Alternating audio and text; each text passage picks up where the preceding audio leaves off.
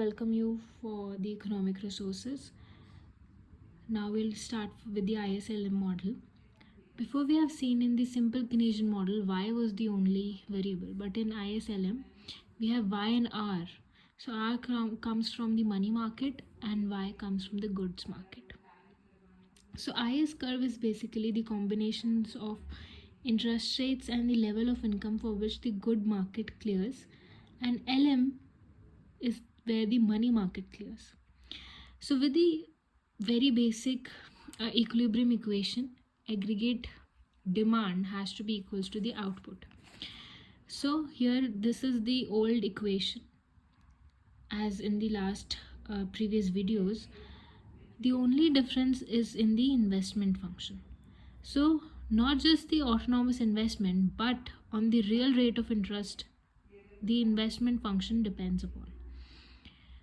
As we see the equation as I equals to I bar minus BR, where I is basically the autonomous investment and B is the response of rate of interest on the investment.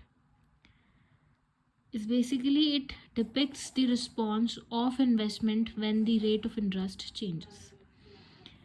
Now R is basically the real rate of interest and I is the nominal rate of interest. So if you see the equation which includes the inflation as well, so the real rate of interest is equals to the nominal rate of interest minus the inflation. So if the nominal rate is 5% and the inflation is 7%, then the real rate of interest would be minus 2%. It's important to note that the investment has a negative relationship with the real rate of interest, which is when R increases, investment falls.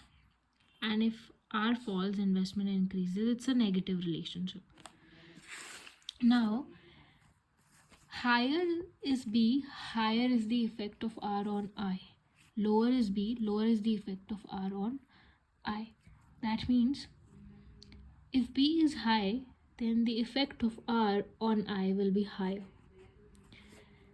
So here it shows that the investment in R has a negative relationship with this diagram.